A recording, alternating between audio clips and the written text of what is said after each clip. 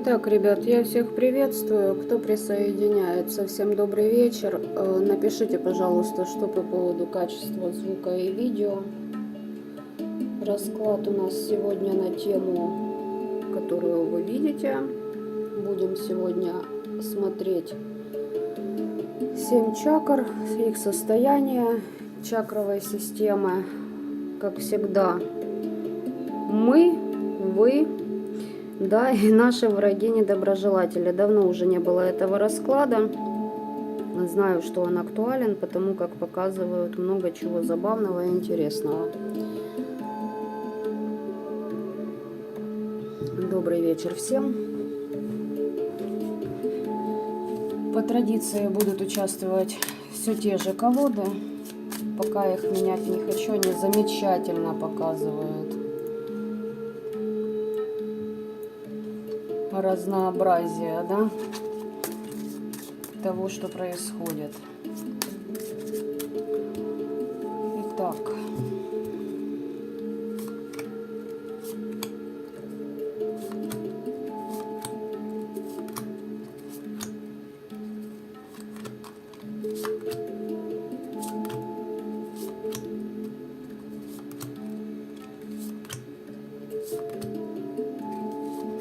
всем кажется.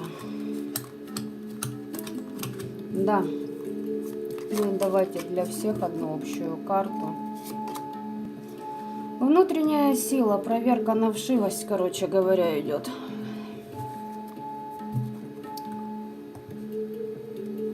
Сейчас сразу и Таро Веретника разложу, колоду. Потом уже, ну вы пока определяйтесь, кому что нравится. А я потом определюсь, где наши недруги, а где мы.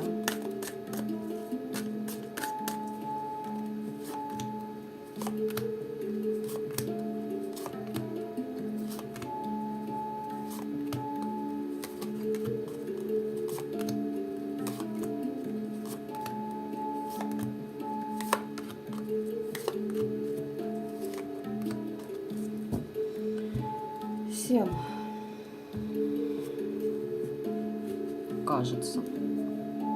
Выбирайте, кому что нравится больше.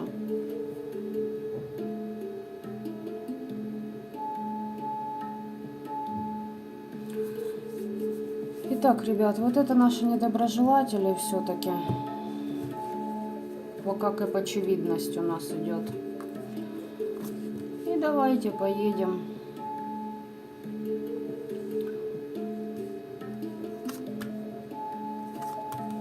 Опа. Ребята, а что это по первой чакре? Как-то не ахти. Вам либо перекрывают ваши ритуалы на защиту, либо еще что-то. Сейчас будем уточнять. По настроению может то в плюс, то в минус кидать.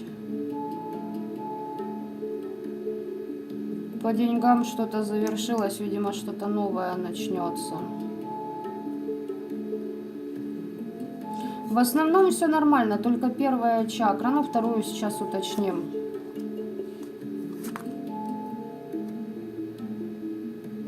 Так, ребята, кто обращался к наставнику какому-то насчет защит? У меня очень под вопросом вообще. Вам их поставили? В какой вы жертве зависаете?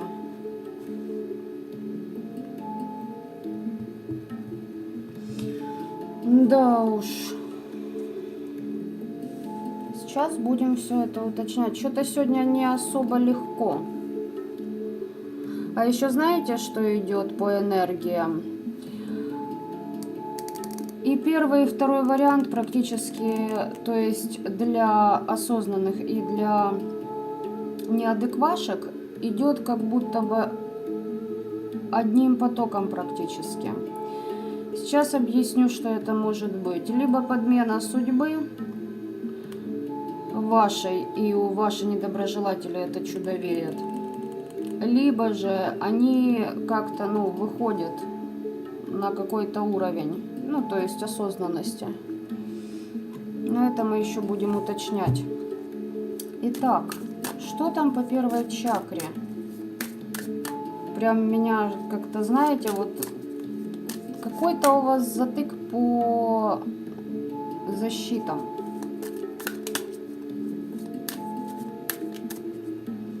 Здесь как будто знаете, что было сделано?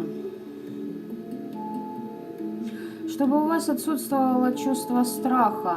Страха за собственную жизнь. Соответственно, вы что делаете? Во все тяжкие. Либо же не замечаете намеков о какой-то опасности в вашу сторону. Ребята, здесь действительно у вас с кем-то был обмен денежный, то есть вы к кому-то обращались за защитами или к кому вообще, что? Что здесь за ситуевина вообще, к кому вы влезли? К мужику? Либо, возможно, вы к какому-то практику обращались, и дело в том, что нифига не сработало, и, ну, разосрались на этой почве.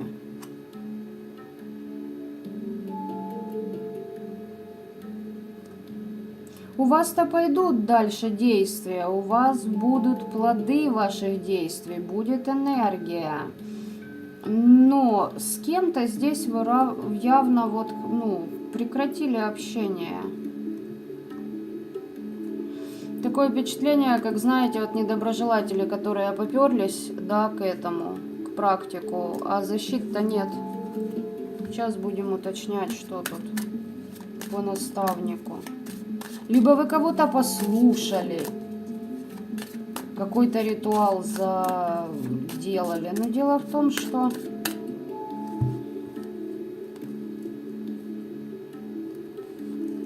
все равно тут что-то не так. Это сейчас спроси, никто ж не признается, да, куда влез?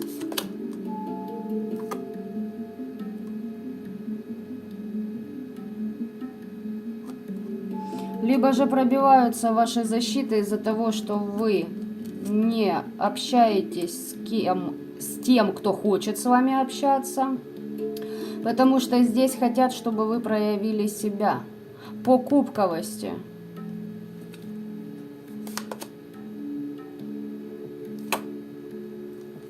Какие-то воспоминания вам накидывают. Но все равно вопросы с практиком здесь как-то... Либо чей-то ритуал сделали.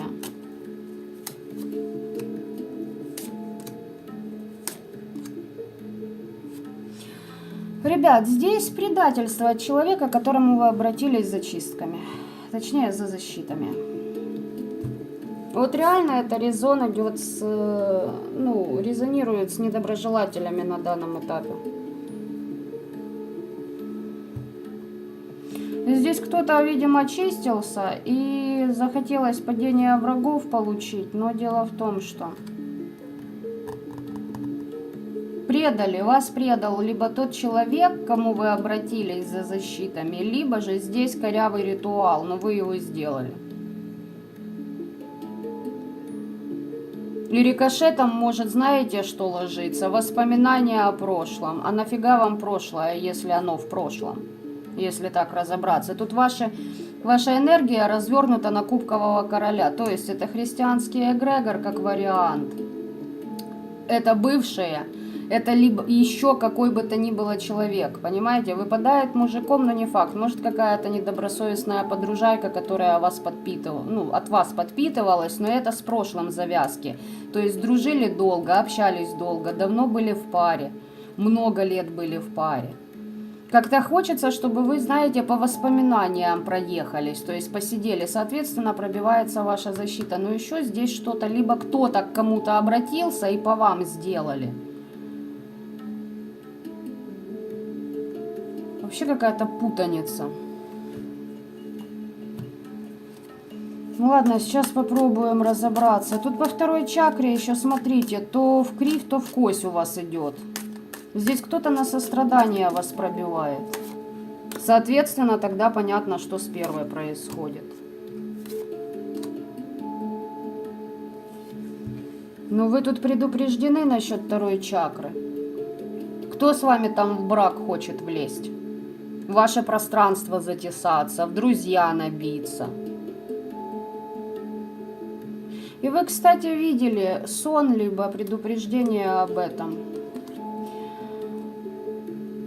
Тут сострадать вам нельзя ни в коем случае. Особенно человеку из прошлого. Здесь, знаете, могут быть такие вот подружки проходить, которые уточняют, а как у тебя там в личной жизни? Да, а вы там брак, а какой брак, а когда расписались? Если у вас, допустим, новые партнеры, там не общались вы несколько лет, к примеру. Понимаете, слишком рьяное уточнение деталей вашей личной жизни.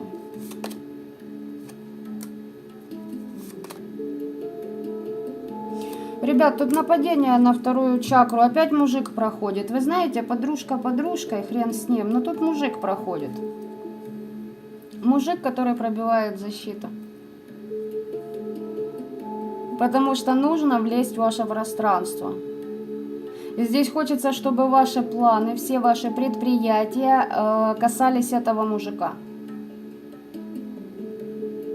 Чтобы вы к нему по кубкам, а он к вам по мечам, понимаете? То есть, допустим, даже если приворот, предположим, на кого-то из вас сработал, это будет из области, он очень хочет, чтобы вы ему ноги вылизывали и целовали песок, по которому он там шлялся, понимаете? А он при этом еще будет делать вид, что как бы ни при чем, ему и нахрен ваши чувства не нужны. По второй чакре еще, знаете, так, вас предупреждают, но колесо фортуны, понимаете сами, да? Куда крутанет, непонятно. То есть учитывайте эти аспекты.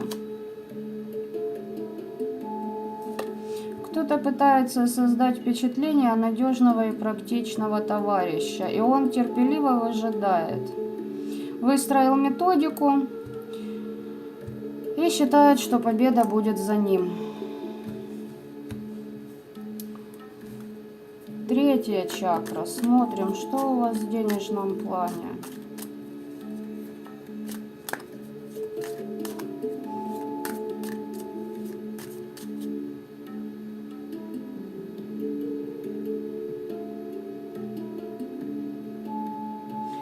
Ребят, здесь еще есть эффект подавления вашей воли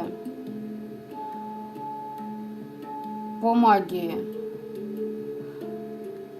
Потому что здесь кто-то хочет таким образом, чтобы вы, кто-то считает, что вы должны извиниться. При этом взламывает ваши защиты. Так, ладно, что по третьей?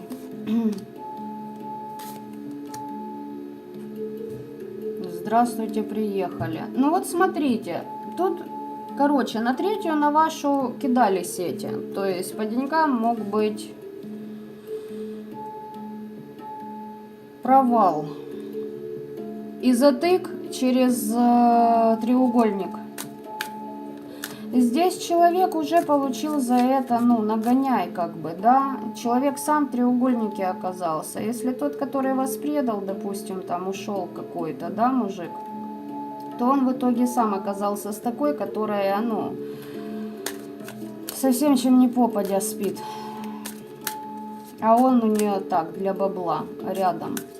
Главное, там, правильно лапши на уши навешать. Зачастую такие мужики на это и ведутся.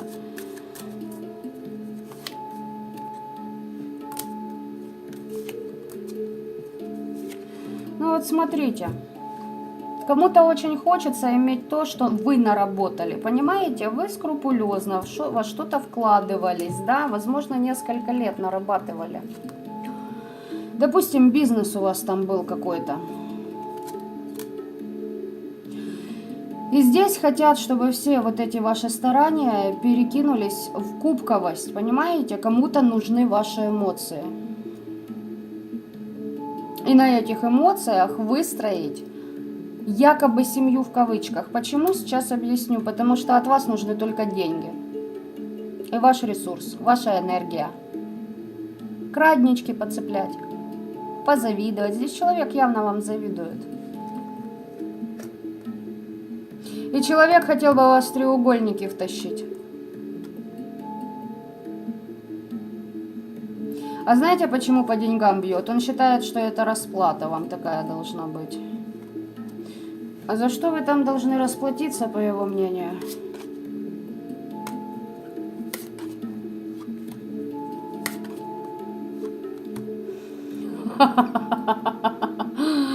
Атас. Веселей рабочий класс. Знаете, за что вы должны расплатиться? А пиздюлей навешали кому? Какому лжецу вы навешали? Пиздюлей тот, который на вас выкидывал свои проблемы.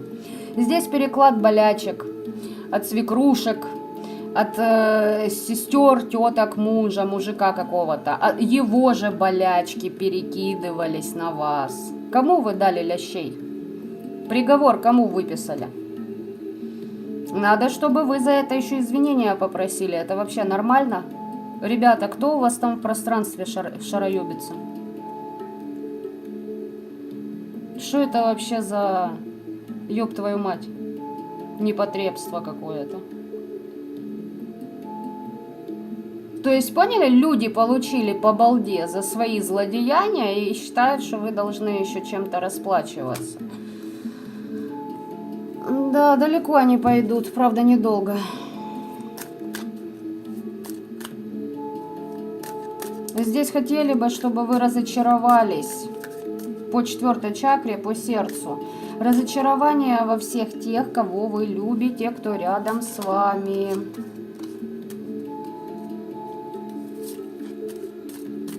Очень не хочется человеку, чтобы вы занимались творчеством, чтобы у вас не хочется вашего вдохновения. Хочется, чтобы вы сами метались, не знали, куда вам идти, во что направлять энергию. Особенно если касается общности, праздников, поездок, путешествий. Не знаю, там приятное времяпрепровождение с друзьями, клуб по интересам, девочки, я не знаю, то есть поняли, да? И мальчики. Вот чтобы у вас как-то это все шло в кривь да в кось.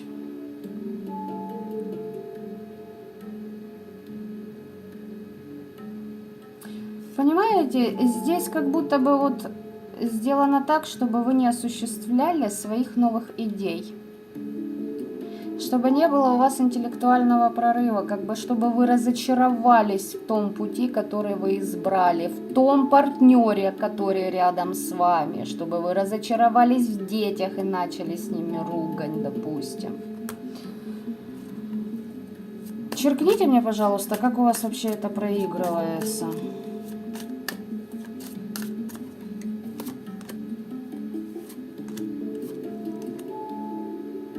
Ребят, да, здесь человек у определенных сил прям выпрашивает, понимаете, здесь проклятие в вашу сторону. Здесь человек просто ненавидит вас за то, что рядом с вами есть люди, которые вас по-настоящему, а не по-своему любят, понимаете? Но здесь больше зависть к тому, что не он хлещет ваши ресурсы. Кому-то вы закрыли доступ к себе. Девочки, для многих из вас актуально это те мужики, которым вы не дали, не достались и сказали, вон выход, и пошел отсюда. Ты уже практически лысый, лопоухий, давай двигай туда, где тебя там таскало. Поэтому...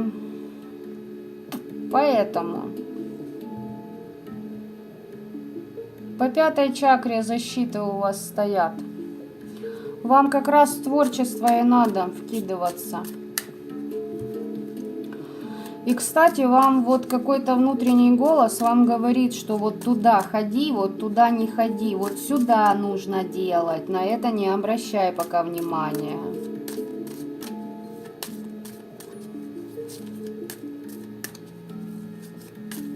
А знаете, почему трэш по состоянию? Потому что все, кому...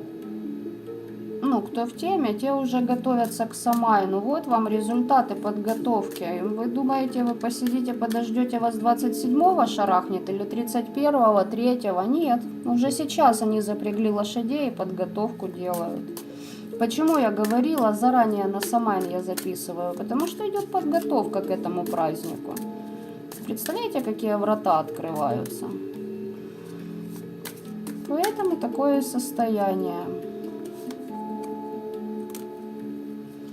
Вот по 5-й чакре вообще все замечательно. Сказала бы я, если б не выпали эти две карты. Девочки, здесь перекрывают ваши вибрации. И мальчики тоже. Перекрытие вибраций, чтобы у вас не шло творчество. Не хотелось сделать то, что вам нравится, чтобы вы разочаровались. Здесь кому-то прям на болезнь сделано.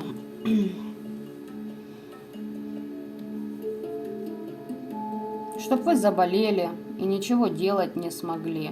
Здесь реально, чтобы вы сомневались в том, что вы говорите, в том, что вы доносите другим людям, у кого связана работа, допустим, с переговорами, с вещанием, да, возможно, вы там диктор на радио, всякое может быть.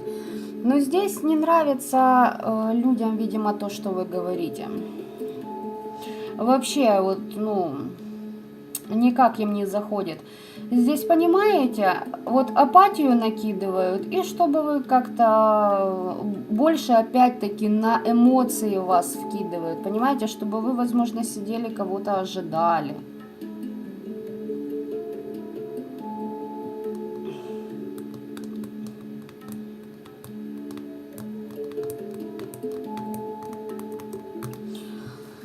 Так. А что там за отраву вкидывали? На кладбище работали. Кому-то не нравится то, чем вы занимаетесь. Понимаете, видимо, по их плану у них идет такое: лишить всего. Так, 6-я чакра. Все хорошо.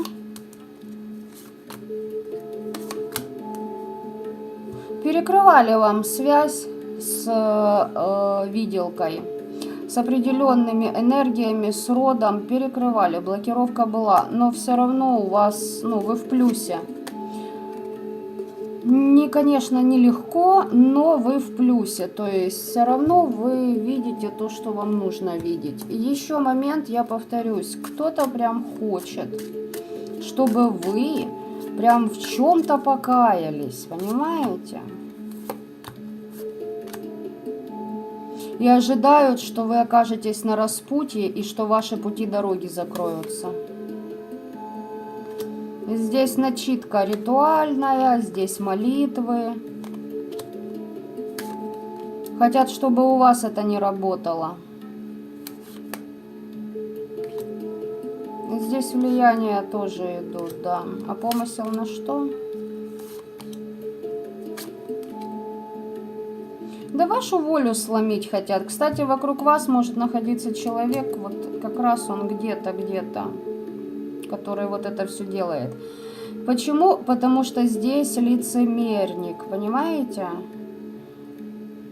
Лицемерие идет от этого человека. Если в вашем окружении есть те, кто с вами лицемерит, и вы об этом знаете, и держите этого человека в вашем пространстве, это, ну, явно вам не в плюс будет идти.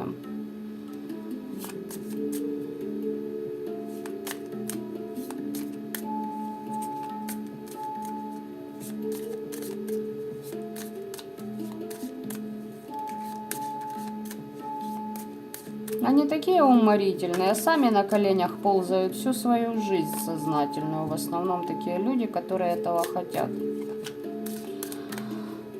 Так, 7-я чакра, ребята.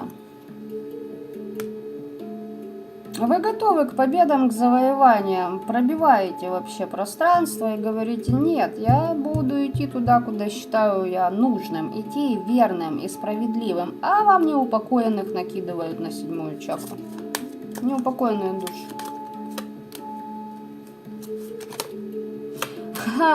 Ну вот смотрите, девочки, вот кто написал за суды, это четко по вашей ситуации. Здесь прям перекрытие, здесь иллюзии, чтобы вы как бы думали, вы верно мыслите, вы верно взяли стратегию, но кому-то нужно вас сбить с пути, понимаете? Потому что нужна другая стабильность, и здесь денежный аспект играет немаловажную роль. Здесь мужик тоже, либо же тому, ну короче, по королю пентаклей. Либо бывший муж, либо здесь тоже может проходить начальник, либо же здесь, знаете, может проигрываться как адвокат, который пытается лазейками, знаете, так, обойти, обыграть так, чтобы, ну, вас обвести. Здесь прям мороки накидываются.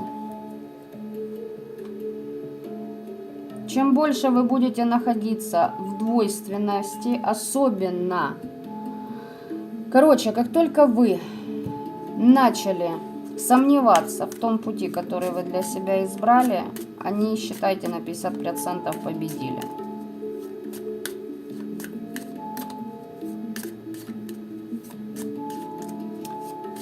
Видите, Марина, да, в том-то и дело. А оно не успокоится никак, потому что без ресурса хреново. А сказать прийти, я мудила из Нижнего Тагила, я обосранный теперь по жизни. Ты была права, на это яйца надо иметь, а яиц нет. Ну нет, от слова совсем. Поэтому мы что? Ну, мы вдруг решаем, что мы маги, мы практики, мы сейчас подучимся, будем сами делать, да. Выгребает, выгребает. Подселы, ребят, на 7-ю чакру, и колдовство из-за надменности. Тут, блядь, поэтому вот... Фу, Самайн близится, понимаете? Близится Самайн. Все, это началось, вот это осеннее обострение шизоидов. Человек надменный. По погостам скачет, по кладбищам скачет, души собирает. Ну и давайте сейчас мы посмотрим, что у них там. Короче, тут по этому всему я вам скажу так. Выбрали путь, выбрали стратегию, не сворачивайте с нее, что бы вам кто ни говорил, что бы кто вам не пытался внушить. Перекроют 7-ю, поверьте мне, у вас 6-й все нормально. К кому надо, кто надо, придет и через 6-ю. Не вопрос вообще. Понимаете, вот эти вот перекрывания с высшими силами, ну, это бред сивой кобылы. Если высшие силы и притормозят какую-то скорость, то только с одной целью, чтобы выкинуть вас еще на более высокий уровень.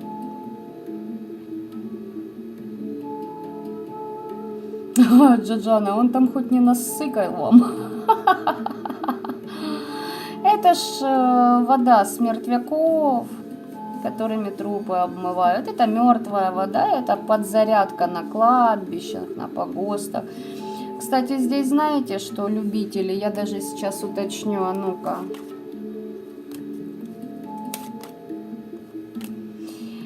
Да, ребятки, с новыми захоронениями работают. И ждут известий, сидят.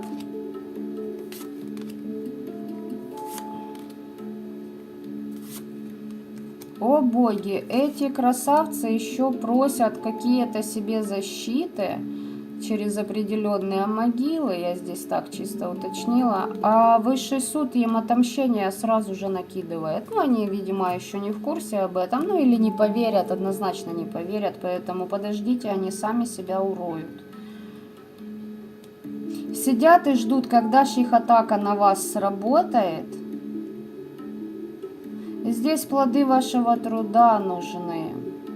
Здесь еще из области прийти на покаяние, сыграть на чувствах ребенка. Если для кого актуальны вот эти суды, разборняки или же вот эти вылазки бывших, блядь, к вам периодически. Понимаете, здесь такая погонь несчастная, у которой, ну, вообще внутренней силы ноль. Оно ничто и никто, по факту. И ресурс брать неоткуда. Понимаете, почему оно и лезет Потому что зависть, что вы генерируете этот ресурс сами. И понять не могут, откуда это. Они думают, если они лишат вас, допустим, кого-то жизни, кого-то детей, потому что на детей сейчас тоже много каких придурков, люди ко мне обращаются, и сейчас просто повально пошло детей в уплату долга своего, вот эти недоразвитые свекрови, блядь, сестры, бывшие, всякое вот это вот маразматизм, нечисть. Они думают, что если вы там с кем-то разойдетесь, если вы в паре, если вы с достойным мужчиной, девочки, в паре, а бывший вот лезет, понимаете, и хочет, чтобы вы разошлись, ну, понимаете, если вы с достойным, то там еще и поддокинут лящей вдогонку за такие дела, но они ж об этом не думают. И понимаете, здесь игра на чувствах ребенка. И плоды ваши нужны. Они не понимают, что вы в вашем ресурсе, в вашем состоянии, даже если они, допустим, даже если они вот сведут вас в могилу, они не понимают, что вы и там ресурс будете генерировать. Понимаете? Они думают, что их проблемы решатся. А это глубочайшее заблуждение. Вот так вот. Так что здесь будьте, пожалуйста, бдительны. Ребят, я же говорю, Самайн приближается. Обострение шизоидов началось. Так, вроде бы все здесь собрала, ничего не перемешалось. Ну, вот так вот. Любятинка. Они думают, что, понимаете, здесь еще такие вот люди, вот эти бывшие. Кстати, не важно, кто это. Мужчины, женщины. Они думают, что их всегда на всю жизнь уже будут любить, ждать. А это ж, ну, это не так. Понимаете, далеко не так. Если ты предал человека, тем более, если там касается детей, сделана какая-то херня, если ты, собственно, из-за зависти, блядь, и потому что жизнь не состоялась, а зачастую у них нет жизни. У них есть так пародия, копирование, зависть, понимаете? Хорошая картинка, дабы другие подумали, что у тебя все классно. Вот. И я забыла, куда мысль моя ушла. Допустим, да, вот совсем у них плохо, они думают, что если они у вас все отберут, то они там на коне будут, или вы к ним свой взор обратите. Такие люди не понимают, что первое, что вы сделаете, это вдолбите, а второе, это выстрел в голову, даже если этот человек будет последним на этой планете. Они не понимают, что вы осознали свой урок, сделали выводы и идете дальше. Все. И больше в такую лужу говна вы вляпываться не собираетесь. Но опять же таки, девочки, это для тех, кто реально проработал аспекты, да, эти все, и идет дальше. Потому что я знаю, что есть такие, которые, ну вот я приняла, ну хорошо, без вопросов, приняла. Спустя там несколько месяцев.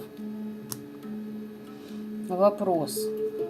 Так, может, не надо было этого делать? Но опять же таки, видите, у каждого свое.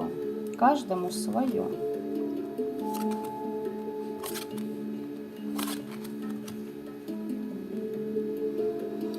Казалось бы, такие замечательные карты.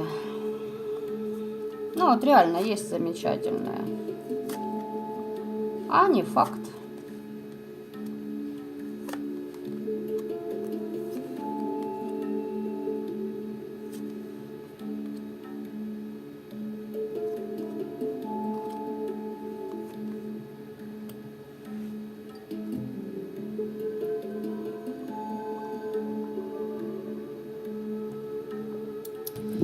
Итак, по данному раскладу я теперь с уверенностью могу сказать вам на все 1000 миллиардов %. Ритуалика на подмен судьбы. Слив ваших благ себе в рыло. Но, есть маленькое но. Люди, которые и практики, которые давайте скажу так, те, которые правильно это могли бы сделать, их единицы на СНГ. Реально единицы, до 10 человек. Все остальные, когда делают подобные ритуалы, стягивают, как они считают, только блага. Но параллельно они тянут еще родовые узлы. И это тоже факт. Вот ваш недоброжелатель считает, что он исцеляется, что защита у него в хорошем состоянии, что он духовно себя поднимает. Понятно? Он духовно просвещенная личность. Еще этот человек уверен, что у него все блага судьбы по 7 чакре от высших сил через предков духов рода идут. И что дары судьбы в деньгах, изменения, которые сейчас, кстати, посмотрим, хорошо ли, ну там явно не хорошо по 13-му аркану. Трансформации, и что все замечательно, но тут есть маленькое такое, маленькое но, которое играет огромную роль. Во-первых, ваш недоброжелатель обращается к практику, это да, а считает, что ему помогают, что у него виделка открылась, что помощь к нему идет. Как я уже сказала, по 7 прям предки духи рода к нему идут и благополучие ему несут. Но есть вопрос, у кого вы в курсе, что у недоброжелателей проблемы с сердечком, скоро они у него завершатся. Почему? Потому что, его не станет. Потому что не выдержит. Просто физическое тело не выдержит энергетики. О, вот это комментарий. Обычно дохлых крыс и птичек подбрасывали. Сегодня дохлая белка. До ближайшего леса километров 50. Обалдеть! А прикиньте, это ж пешком. А вдруг ловили после кладбища, это с 3 до 4, возможно, там, или по ночи в этом лесу белку искали, работали на ней, таскались с ней, понимаете? Отличный комментарий, просто замечательный. Нормально, пусть тащат. Лесные духи, блядь. Так, давайте посмотрим. Надежда, исцеление на высшие силы. Здесь за защитами, возможно, храм и плюс работа мастера идет. Ой, это просто жесть. Это я с комментария просто, написали вы просто отменно. Чувство юмора на месте. То есть, дохлые крысы, птички вас уже не смущают, а вот белка, что-то новенькое. Белка это, кстати, та же крыса. Фух, вы ладно, ребят, выдохнули. Видите, вам весело. Хотя бы как-то удивляют. Понимаете, артистизм проявили. Молодцы, ребят. Так, 1 чакра у недоброжелателя. Вот смотрите, исцеление, надежда, я высшие силы молю, прошу в храм и бегаю, а 5 пентаклей. Еблысь, блядь, тебе, нет у тебя защиты, пидорас. И быть их, блядь, не может, тем более от высших сил. Духовности, блядь, я набрался, говорит, я свои чакры прокачал, понимаете?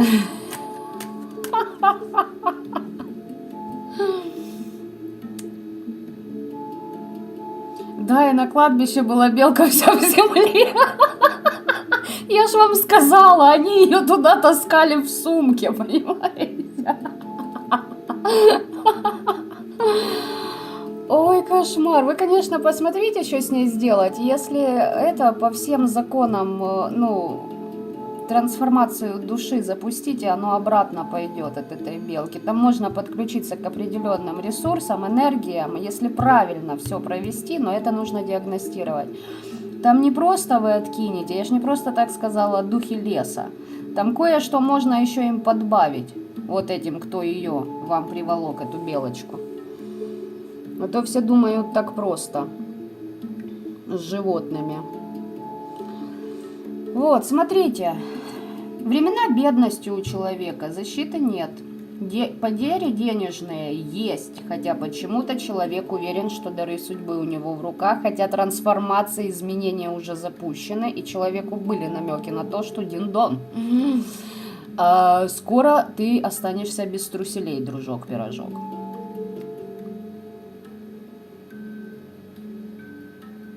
Трусы? А на что это был намек вообще? Может, обосранные были, показывали, насколько им плохо без вас?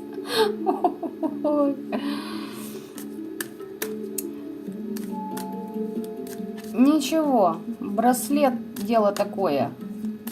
Значит, пришла пора новому. Вот. Ну, девочки, смотрите.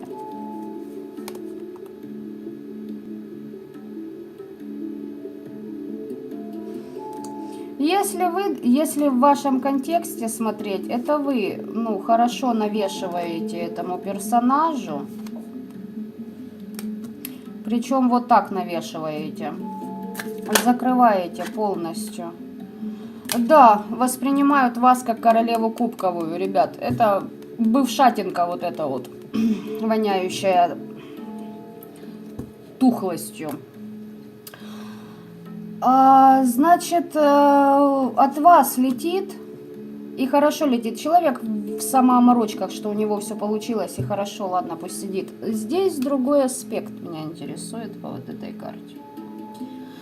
Вы знаете, в чем интересный фокус-то? Этого человека предупредили определенные силы о том, что за тобой идет мрак. За тобой идет бездна. Человеку срано. Человек тупо по пажу кубков живет по жизни. Типа, у меня все хорошо, у меня все впереди.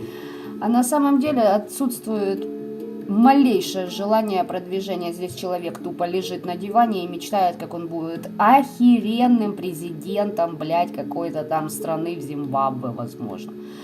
Или хоть какого-то поселка, понимаете? Ну, это я уже, конечно, утрирую, прикалываюсь, ржу, издеваюсь, но тем не менее дальше лёжки дивана не идет.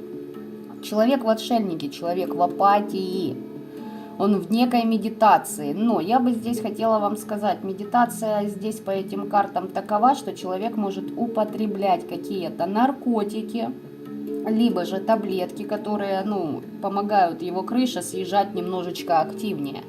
Либо же здесь все довольно прозаично, просто, ну, привет, бухло, я твой лучший друг. Мы с тобой навеки вместе. То есть, ну, алкашня. Понимаете, здесь все планы человека упираются вот в эти 4 кубка. Человек захлопнут на самом деле, по факту. О, депутат аула. Ну вот видите, вы президент поселка, да? Я просто так ляпнула, если... Ну, видите, президент поселка, ёпта. Ой, кошмар, кошмар. Забавные такие.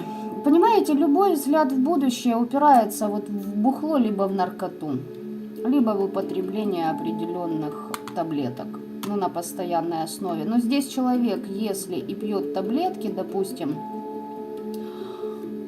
ну, вот нижнюю чакру свою подлечить, подлатать, чтобы там что-то стояло, допустим, как вариант. Либо просто вылечить, там, я не знаю, мандавошек, сифилис, либо еще что-то, либо СПИД тоже туда можно добавить. То есть здесь, помимо приема таблеток, мы еще закидываемся горячительным сверху. И все. И 3 жезлов так и остается просто, ну, вот там на дне, понимаете?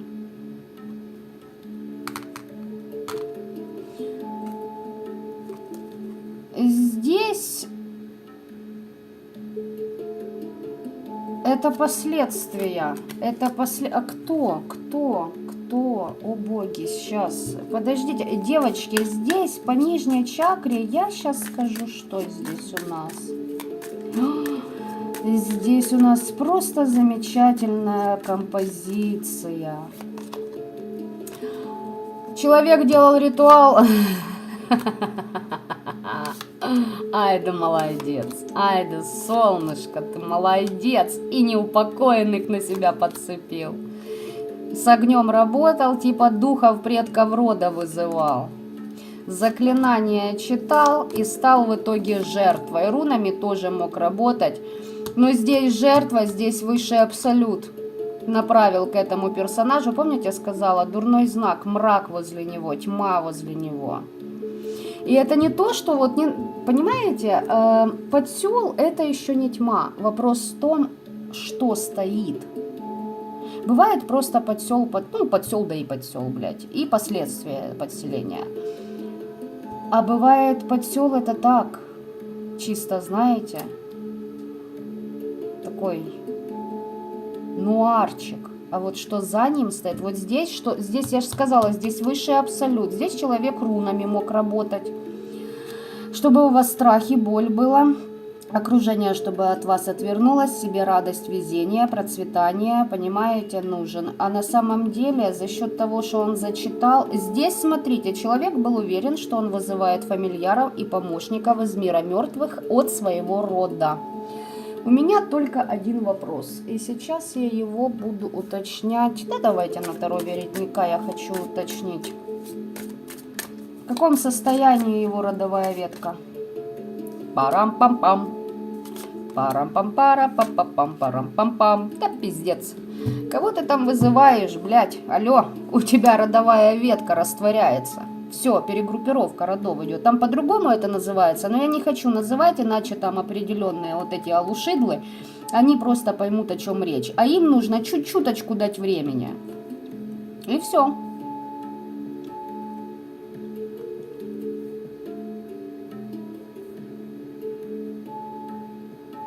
Обалдеть. Человек сам. Понимаете, здесь вот клоуна, знаете, да? Ну, все же бывали в цирке. Клоун, да и клоун. Вот представьте, что этот клоун хохочет, хихикает, берет разбег, а впереди бездна. И он, ну, видит, а он думает, там мост. Знаете, вот есть на карте шута у меня в одной колоде сейчас. Хотя, наверное, это долго искать будет. Хотя, вы знаете, я все-таки вот найду его. Короче, из вот этой вот колоды здесь карта шута, когда шут идет над обрывом по... Мне идет фраза «мост Хеймдаля». То есть кто-то, значит, работает с энергией Хеймдаля. Короче, сейчас мы...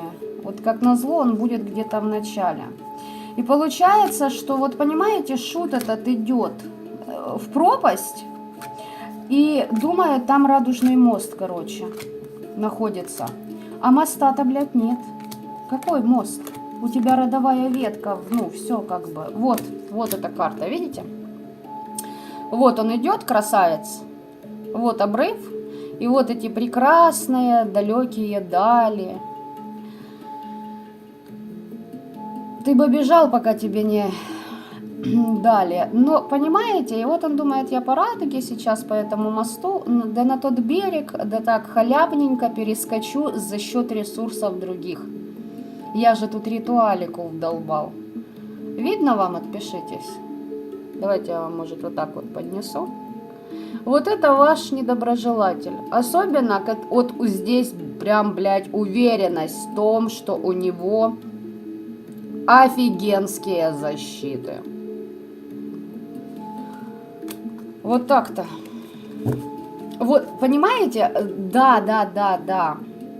Там шут идет на пике, но здесь, понимаете, я поняла, какой, да, колоде. Но именно вот это мне почему-то пришло в голову, потому что здесь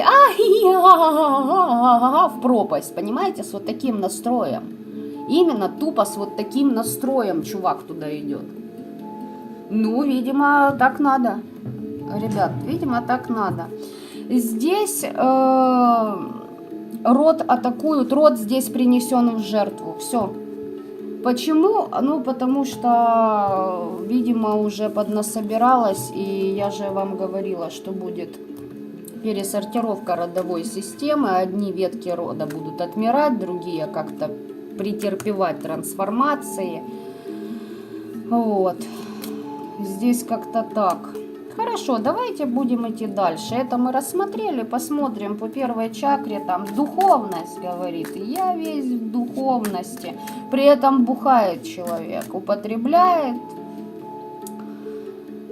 И я просто просвещенная личность, мать его. Я заплатил и все имею. Смотрите, человеку виделка перекрылась.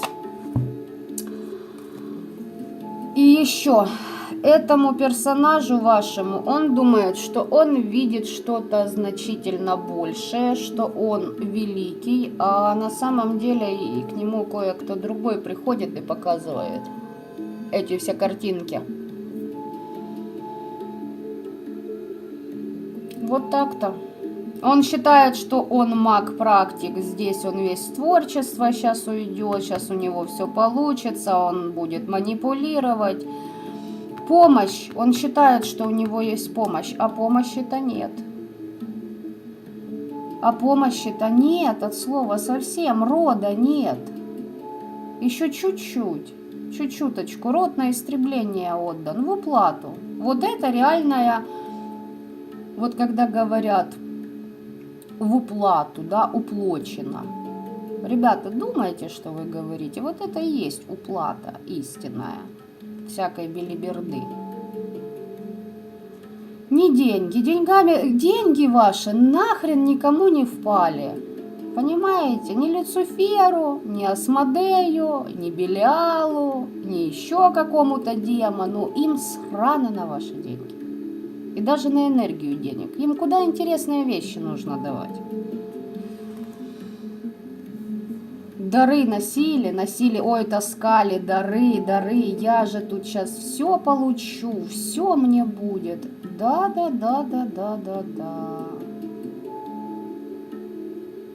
Девочки, здесь давайте я вам скажу так, кто...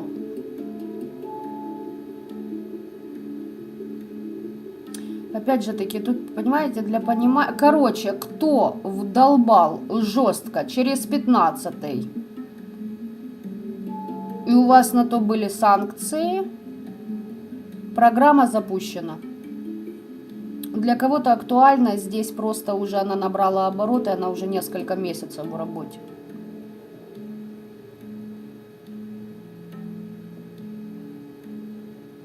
Так что вот так вот. У человека обнуляются все плоды его трудов. Здесь человек, ваш недоброжелатель, не может иметь детей.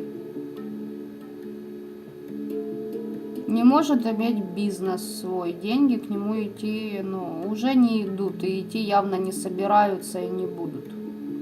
Иначе вы понимаете, если сопоставить первый вариант, да, по 7 чакрам, которые мы посмотрели, иначе бы, если все было хорошо, оно бы не лезло в ваше пространство. А там все плохо. Очень плохо. И здесь, род обнулен, все. Здесь еще есть за детей наказание. Если это какой-то практик, который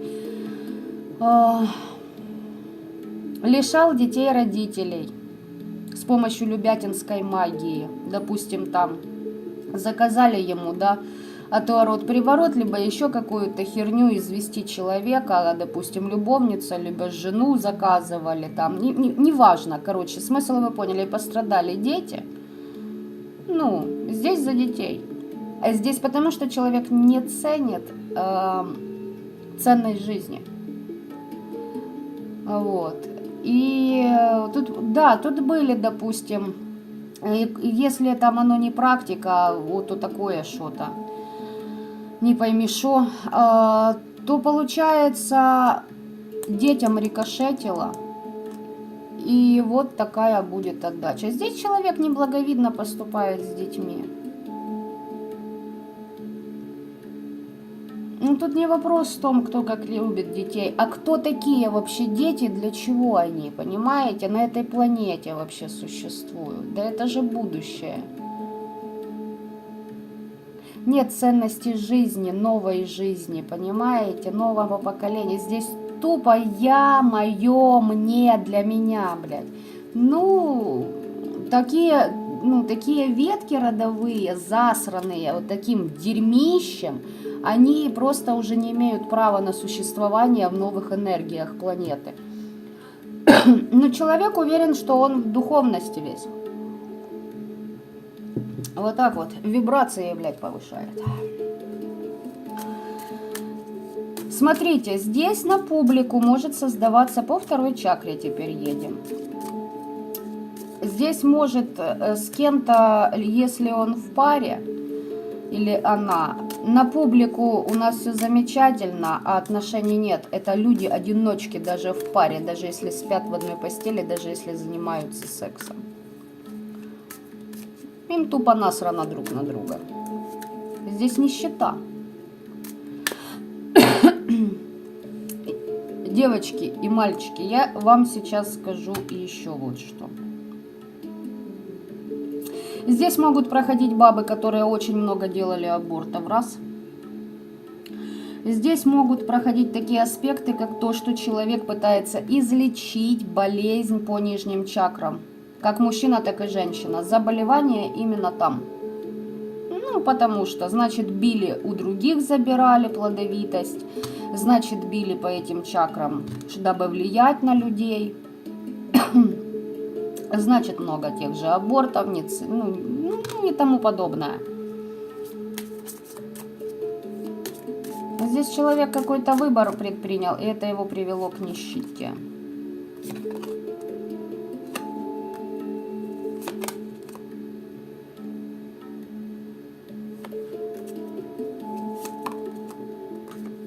Здесь треугольники, раз. Здесь, если ваш недоброжелатель по вот этому, что вы загадали, женщина, даже если здесь и мужчина. Но здесь очень классно за женщину показано, как она сделала выбор, села не на тот пенис и теперь находится в треугольниках. Хотя надежды были, что ой, меня подберут, я буду такая замечательная женушка, блядь. А разобраться в партнере даже не додумалась, понимаете? Если мужик, та же самая херня. Та же самая хрень, понимаете? Здесь, кстати, вот от этого партнера могут быть и половые заболевания. Вот так вот. И вот это вот, возможно, и на детей хотят переложить. Почему? Или пытались переложить. Почему? А жить-то хочется, а гниют изнутри.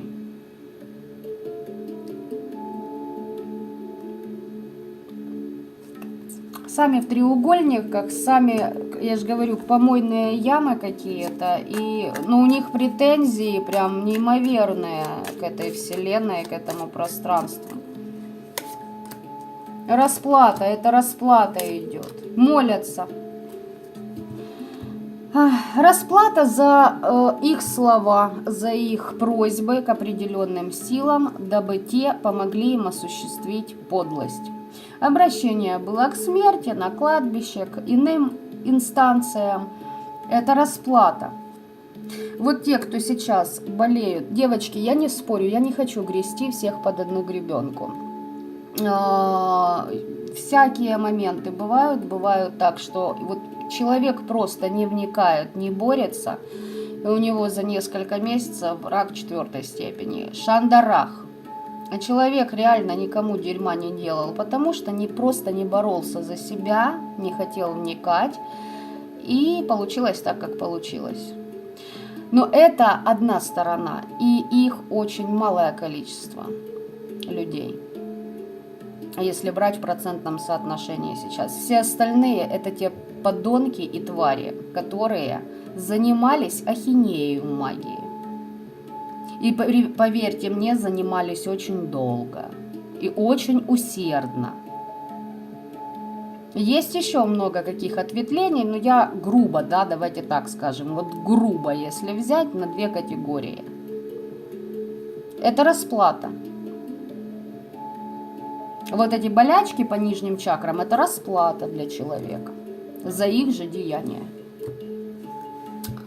Итак, 3 чакра. Что там за трансформация у тебя в денежного толка? Дары судьбы. Брошены были дары судьбы у темных.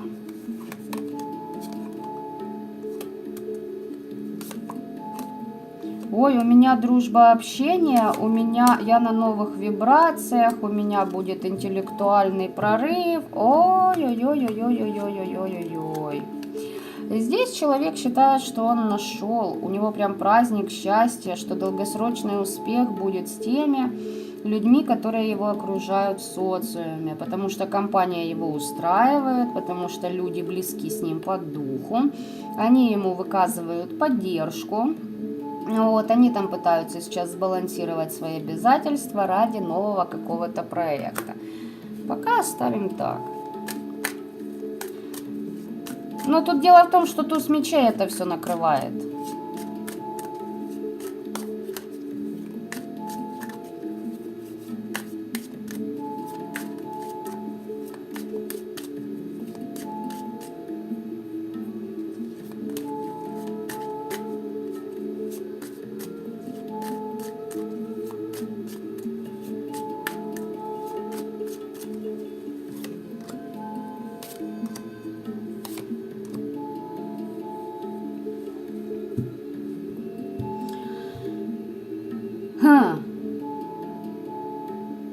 Смотрите, этот человек, когда начал получать обраты за свое скотство по отношению к вам, и магическое, в том числе энергетическое, однозначно. Что такое энергетическое? Это отношение людей друг к другу. И те энергии, которые вы поднимаете на поверхность, общаясь друг с другом. Здесь человеку был схлопнут полностью финансовый канал. Он пошел к знахарю и говорит: отомстить хочу. Понятно? То есть пользоваться вашим это так и надо. А когда вы решили себе вернуть то, что вам принадлежит, значит это вот отомстить, блядь, надо. И дары судьбы якобы забрать. Что тебя ждет? Обучается человек. А обучалка это галимейшая. Потому что это именно это учение и то, чему его научили, приводит человека к болезни. Вот так-то.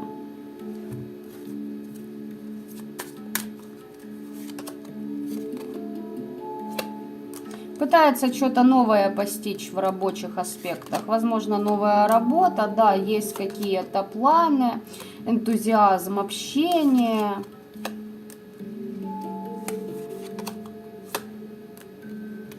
С какими-то предложениями.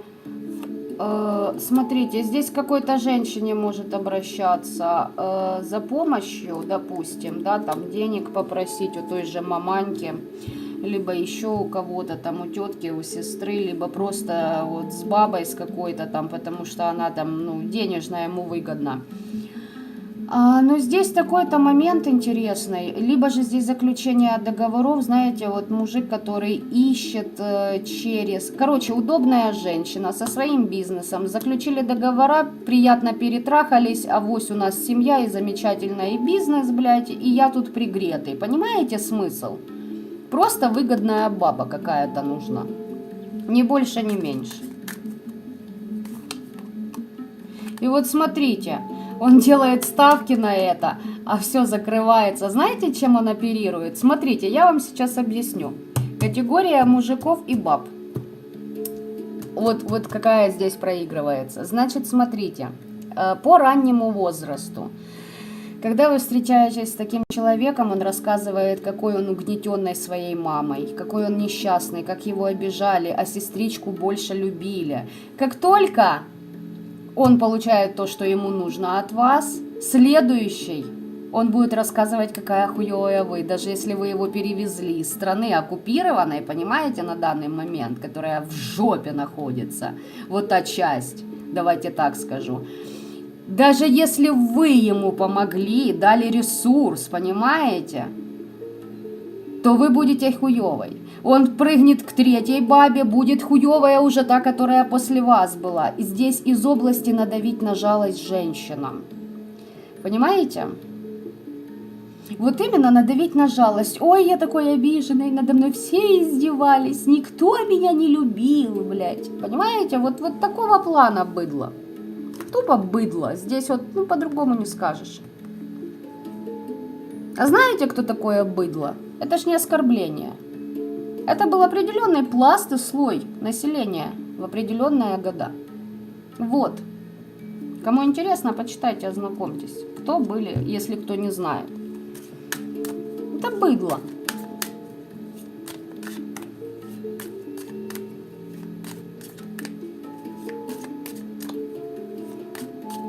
А вы думаете, вот эти вот не под порчами? Они сидят и думают, что у них все классно. Я же по первой чакре сказала, что возле них уже рядышком стоит. 4-я чакра. Здесь человек надеется, что будет обнуление. Смотрите, здесь обнуление идет. Во-первых, здесь человек может понимать, что нужно менять направленность. То есть, может быть, с этого человека сходят привороты, как вариант. Либо же здесь новая... Вот, а тут ведьма работает, слушайте, ведьма работает, магия, предательство, скрытность, и эта баба его побеждает. Нужно еще немножечко времени, и программа запустится в полный ход. Не мешайте. Не мешайте крысам грызть друг друга. Здесь магия полным ходом от какой-то ведьмы идет, потому что этой ведьме надо, чтобы этот мужик был возле нее. У нее свои на это приоритеты.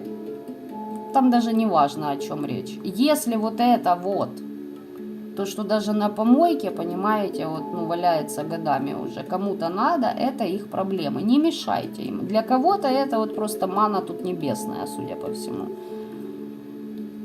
Ну, тут ведьма работает по мужику.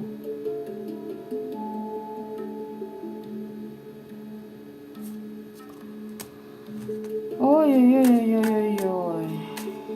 Вы знаете, тут я хочу вам сказать так. Человек обратился к практику, ему насадили картинку того, что у тебя все замечательно. А походу он водку поддан уже давным-давно. И только быстрее обороты набирает. Потому что здесь человек возомнил, что он маг и практик. Хотя по факту, ну, там ноль.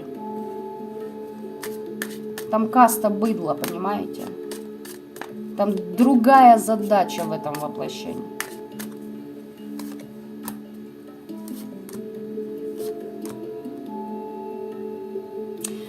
Слушайте, вот смотрите, тут просто трэш творится. Какая-то баба его хочет почистить от приворота, а другая ему накидывает. Причем еще обращается к кому-то. Это просто... То есть, по факту, его имеет одна и вторая. Понимаете?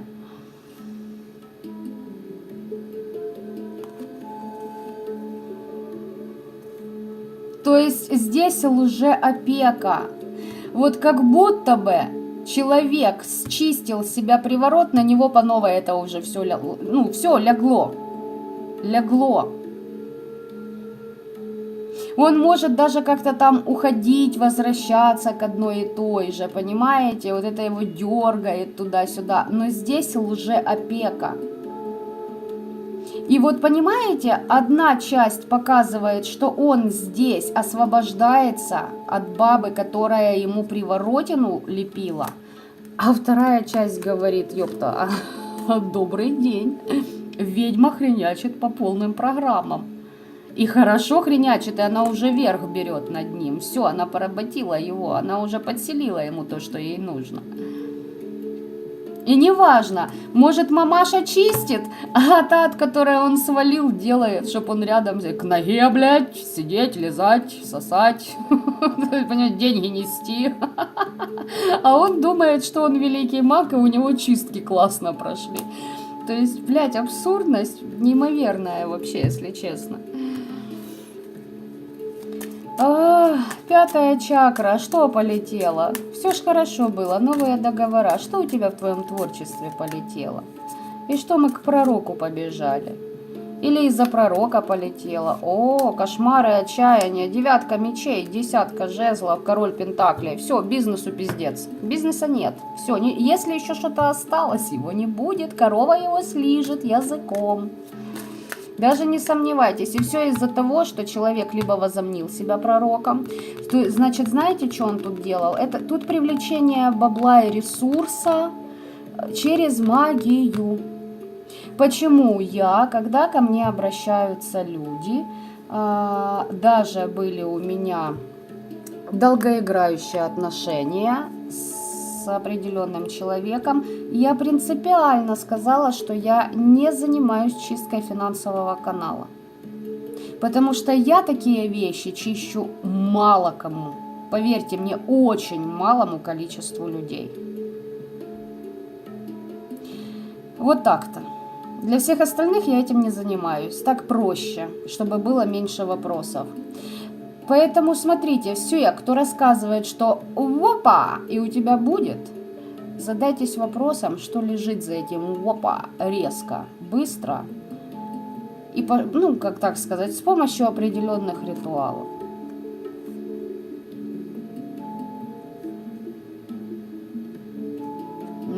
Да, тяженько, тяженько. А я же король пентаклей, я же, блядь, медведь-гризли.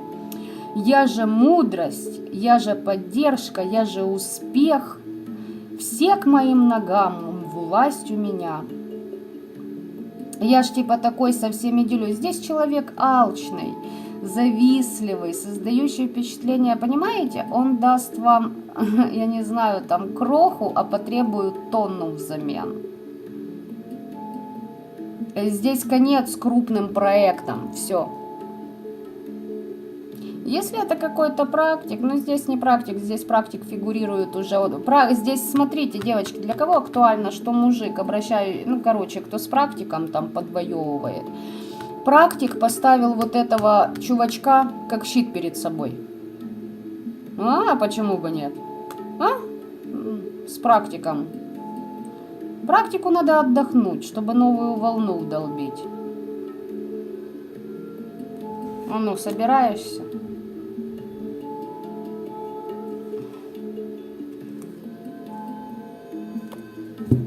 Да, подумывает, потому что практиков двинули.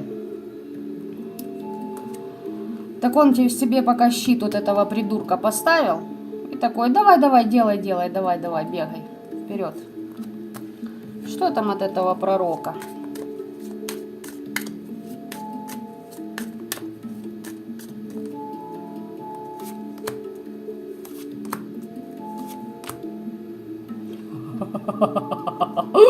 Девочки, я прошу прощения, мальчики.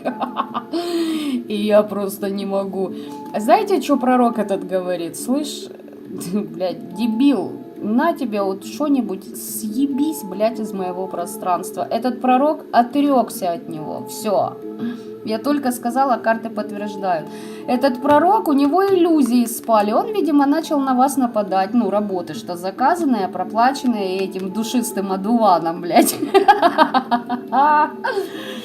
И получается, пророк полез к вам, получил пизды, блядь. Ну, не подрасчитал, мадлёха там. Как бы мы в предыдущих раскладах, я рассказывала, да, с вот этими практиками о войнах, как бы. Не подрасчитал. Такой думает, да нахрен ты мне упал с твоими проблемами, водку б тебя нахрен, лишь бы мне тут полегче жилось, короче. Он отрекся от него, отрекся, все. А этот думает, блядь, у меня счастливая жизнь началась. Ой-ой-ой-ой-ой. И считает, что у него тут еще и помощь ему идет. Понимаете, блаженно верующая мне идет фраза. Я не знаю почему.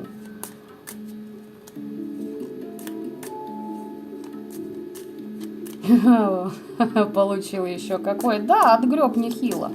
Ну, не подрасчитал. Практику на практика идти, ну, в моем понимании это допустимо лишь в одном случае. Если на тебя напал вот такой вот олух, потому что тут бабло практику от этого надо было, да и все. Тогда въебать уже достойно, как положено, пригласить к столу отведать силушки богатырской, да. Но чтобы практик на практика валил, ребята, это, я считаю, это, ну, это опуститься в дно. Ну, просто опуститься в дно. Хотя видите, как зачастую? Зачастую практик на практика, потому что зависть. Зависть идет. Давайте 6-ю чакру размусолим в хлам. Тут уже поэтому то, что я увидела, это... Ну, это жесть. Это, понимаете, это вот эта белка до ближайшего леса 50 километров. Примерно, вот, блядь, вот этот человек, на кого вы смотрите, это есть вот та белка, блядь. Видать, она сама, понимаете, которая выскочила из леса и гребла эти 50 километров. И причем бежит и счастливая такая. У меня все хорошо. Да, у тебя все замечательно. Все идет по плану, ты идешь ко дну. А знаете, мне еще какая идет картина? Короче, вот этот вот клоун побежал к практику и такой, слышь ты, мол, блядь, я тебе заплатил, а работа-то на нее не ложится. Че надо? А практик такой, да-да-да, сам думает, слышь ты кто тут, блядь, такой, чтоб так со мной говорить? Хуяк еблыс ему нормально навешал еще со злости, понимаете? Тут и такое может проходить. Да что ж... Одни трусы остались, да, кому-то там и трусы подкидывали, как бы, ну да, сдохла под дверью. А вы знаете, вот вы сейчас это написали, а у меня был такой случай, как бы, ну не у меня был, а вообще я знаю о таком случае, когда человек элементарно сдох под дверью своего дома. Вот почему-то я вспомнила вот эту ситуацию. Вот просто, да, замерз. Набухался и замерз. Тупо под дверью дома. Внутри которого его ждала его же мать. Ну, которая, правда, херовертила всю жизнь. Почему-то вот как-то так странно. Ладно, давайте, 6-я чакра. Я всего добьюсь. Я маг, у меня есть сила воли. Медленно, плавно, но мы выйдем, куда мы хотим.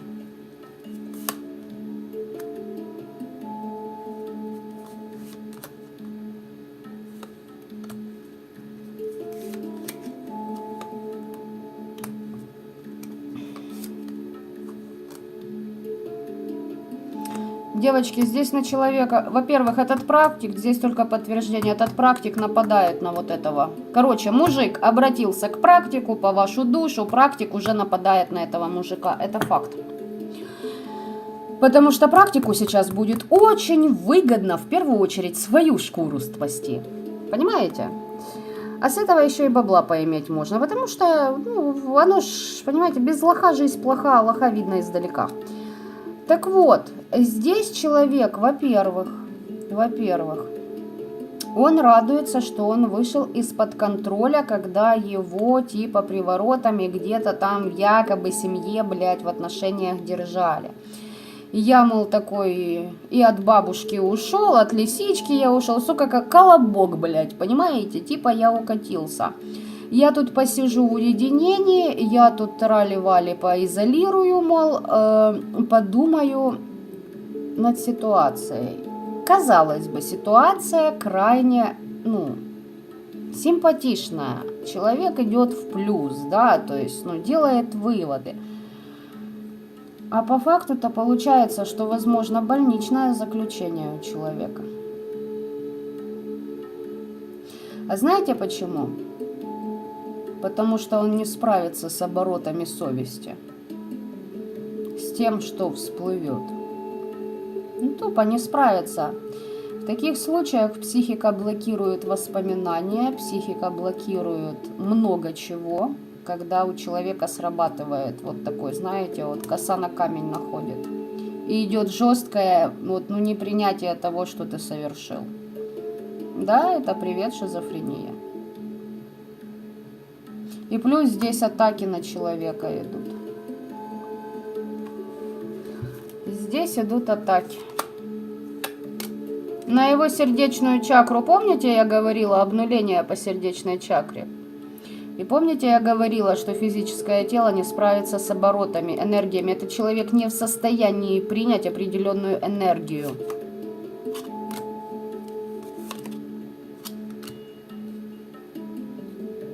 Тут практик мстит ему за общую работу по любятине.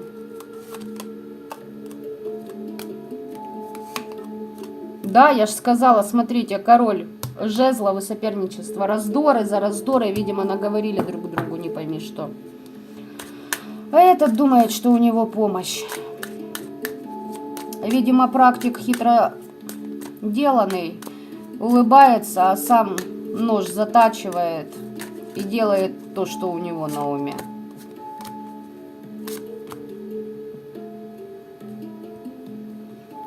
Так, а ну-ка, что тебе там от предков было? Донос.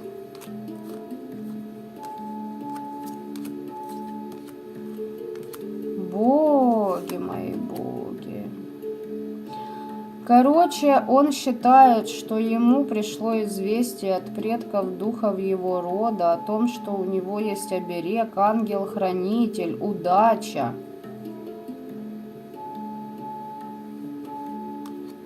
Здесь мужику, возможно, кстати, показали как вариант девочки, что, допустим, вот он живет такой, блядь, у меня все хорошо, а тут хуяк и выясняется, ему четко показали, что его мать и его сестра как пример.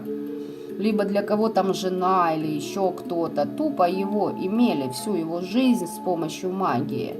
Как вы думаете, психика справится с учетом того, что это чмо на вас сделало? Не справится.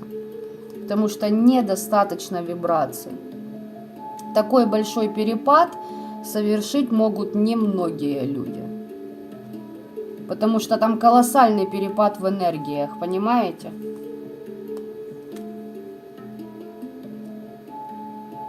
Здесь, да, человек от чего-то, понимаете, счищается, но на него тут же лепят, тут же. Здесь он как будто бы увидел, кто был лицемером, кто его в зависимости вгонял, кто его по неправильному пути направлял. Но параллельно у него разборники с этим практиком. Но он об этом не знает.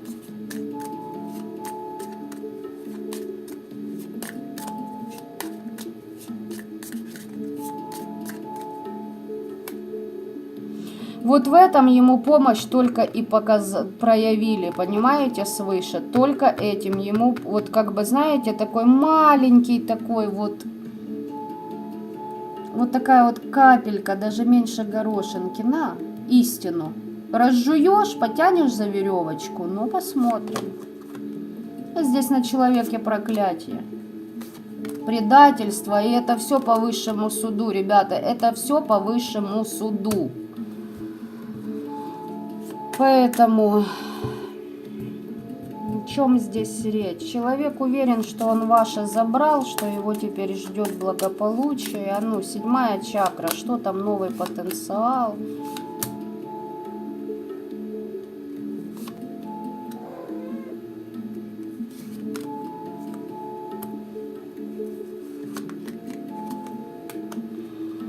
А по факту...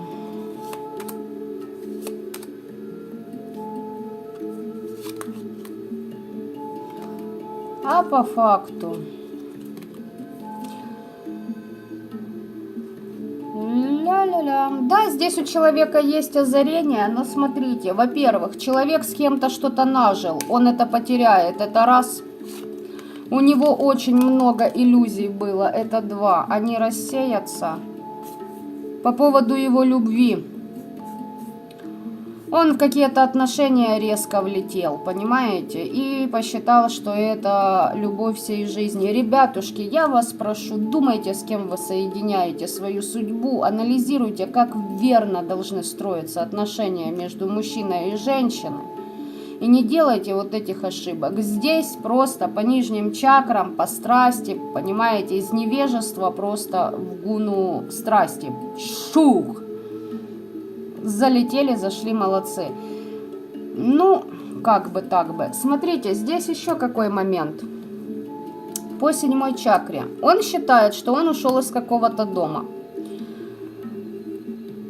И сейчас у него будет переход к тому, что у него будут плоды действия, движуха, новый бизнес, деньги, комфорт, роскошь.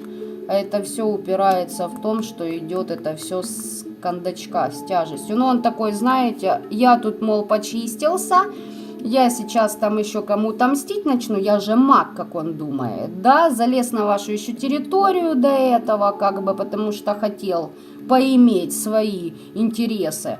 Вот, получил пропиздона, практик получил пропиздона, этот сверху сейчас еще пропиздонов новые получает, выхватывает. И почему-то он уверен, что его ждет комфорт и роскошь. Ну пусть так и думает. По факту здесь любой обмен энергиями, любая связь заканчивается тройкой мечей. Друг, соратник, собутыльник, женщина, мужчина, того, кого ты нанимаешь, тут с кем ты договора заключаешь. Любая попытка с кем-то сблизиться, он всегда будет третьим лишним. А что делают с третьими лишними? Оставляют их на задворках. Как когда-то этот человек сделал, возможно, поступил по отношению к вам. Когда вы и не знали, что вы в треугольниках. Когда за вашей спиной всякая херь происходила. Плелись всякие заговоры. Пытались оправдать ложью на вас и клеветой свою никчемность и свои поганые дела. И теперь давайте благополучие по Таро веретника, в которое он верует. Ой, сплетни. Ой, мне будет хорошо, я буду замечательно жить, существовать. Ну ладно. Пизди, мне голос твой приятен, как говорится, да? Ой. Девочки, человек реально уверен, что его ждет благополучие, потому что была совершена ритуалика. Но здесь дело в том, что свершение скрытого умысла и атака извне. Его будут атаковать. Либо этот практик, понимаете, вот ему кто-то что-то посоветовал. Помните, в первом варианте я говорила, у кого-то кто-то взял у практика, ритуал. И помните, говорила, что пересекаются. Потому что переклад судьбы хочется сделать. Но с учетом того, что идет вымирающая ветка рода, это нереально. Это нереально. Знаете, почему нереально? Это реально только в одном случае. Если вы из процветающего рода соединитесь с этим человеком, родите ребенка, кстати, на это и расчет. Тогда, ребята, да, вы сольете потенциал, и это быдло выживет. Поэтому этому быдлу надо как-то проявляться, ему надо как-то сделать так, чтобы вы его полюбили. Но так как оно быдло сущее, вместо того, чтобы что-то делать, оно через магию пытается прогнуть вашу волю, чтобы вы сами этого якобы захотели. Понятно? Логика мышления.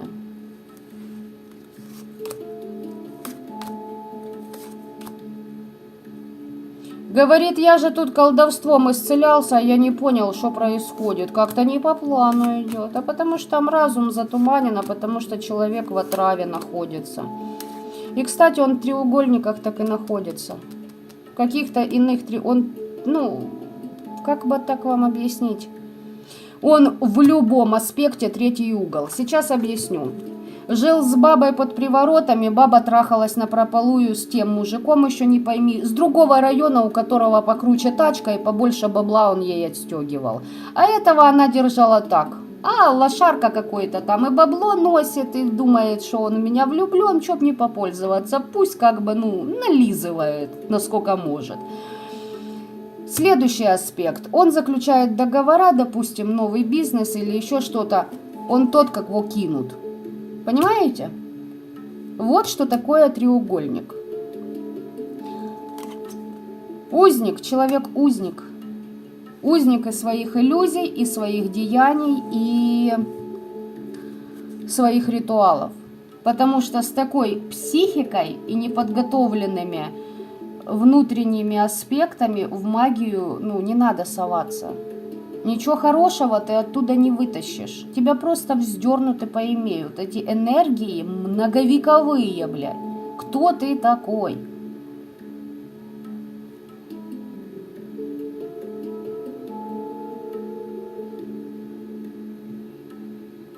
В общем, вы учитываете эти аспекты делать. Здесь надменность. искушение у человека за его надменность. Побежал чиститься, и такой еще, и я повершу судьбы других людей. Я же говорю, здесь мужики, которые, понимаете, из одного приворота, блядь, только очнулся, его следующий забомбил приворот. И так проходит вся, блядь, жизнь. Тупо прожигание жизни изо дня в день.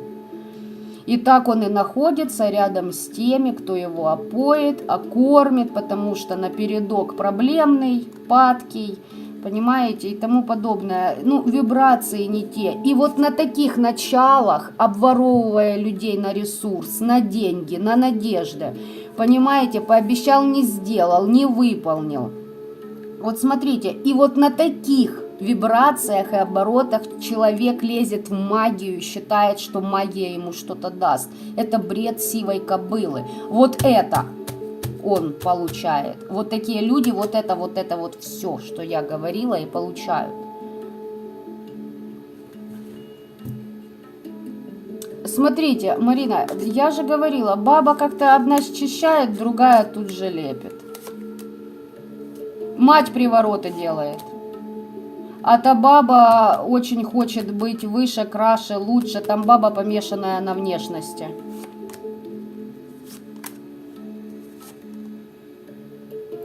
Мамаша на кладбище работает. Кстати, в уплату, вот кто-то писал. Здесь мамаша, которая своего ребенка, этого пацана, и отдала, блядь. Говорит, так, короче, я хочу жить, мне похуй, чем это, блядь, будет дальше. Главное выжить. Чем это обернется потом, блядь. Кого надо, похороню, кого не надо, не похороню. Все, я хочу жить. Здесь вот такая вот тварюка. Ой, а баба это, понимаете, здесь вот этой вот кобыле кто-то скоро плеснет в ебальник кислотой, потому что она, ну, в семьи тупо лезет.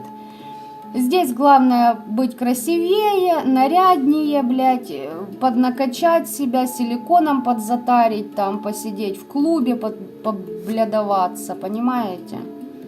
Но она еще тут решает, короче, планы выстраивает, чтобы ее враги пали. На распутье ее еще поставят. Здесь знаете, какая баба? Короче, очень алчная, жадная, как и вот этот вот молокосос. Ой, сломят ее. Здесь, короче, так, получила пиздюлей, бабища эта. Да, за свои договора. Получила пиздюлей, ее нагнули. Она только чуть-чуть начала оклемываться, только начала дергаться, ее опять нагнули, блядь. Она сейчас опять планирует подняться. Вот понимаете, это вот из области тоже умалишенных шизоидов, блядь, не делающих выводы из того, на что намекает Вселенная.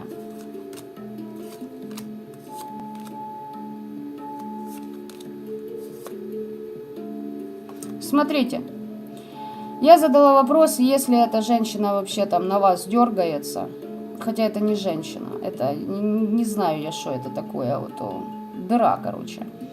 Она получила откровение и предупреждение, она обращалась и вас сканировала у других практиков, и она была осведомлена о том, что у вас есть власть выписать приговоры по 1 число, блядь, но она в итоге опять продолжает лезть.